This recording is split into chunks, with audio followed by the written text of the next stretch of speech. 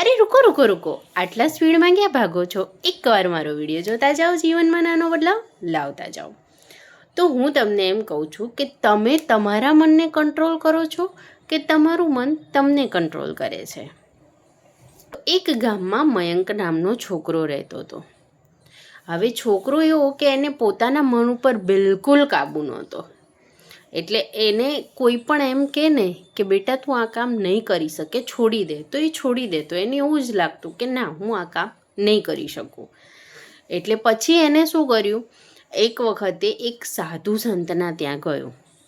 હવે ત્યાં જઈને એને સાધુને પૂછ્યું કે મને જ્યારે કોઈ પણ વ્યક્તિ એમ કહે છે ને કે હું આ કામ નહીં કરી શકું, તો એ મારું માઇન્ડ બસ એ જ એક્સેપ્ટ કરે છે અને પછી મારા ઉપર કંટ્રોલ રહેતો જ નથી. હું એને કાબૂમાં કરી શકતો જ નથી. તો સાધુએ એને એવું કીધું કે આ પાણીનો ગ્લાસ ભરેલો છે, એને તું હાથમાં પકડ. એને હાથમાં પકડ્યો. હવે એને અડધો કલાક સુધી પકડ્યો, એને કંઈ ખબર ના પડી. કલાક થયો એટલે એને થોડો થોડો હાથ દુખવા લાગ્યો. 2 કલાક થયા એટલે વધારે પેઇન લાગ્યું એને. એટલે એને કીધું કે સાધુ, હવે મને હાથમાં બહુ દુખે છે.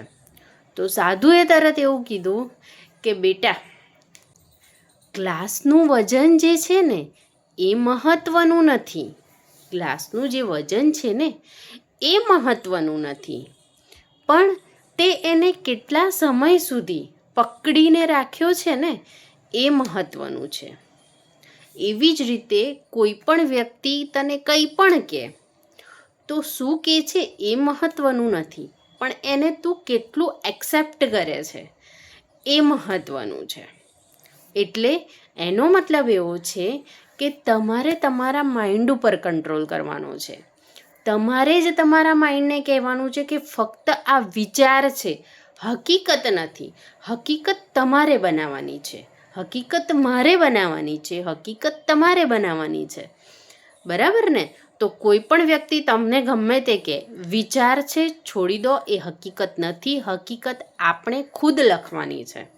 જો તમને મારા આવા મોટિવેશનલ વિડીયો ગમતા હોય તો please like, share and subscribe my channel.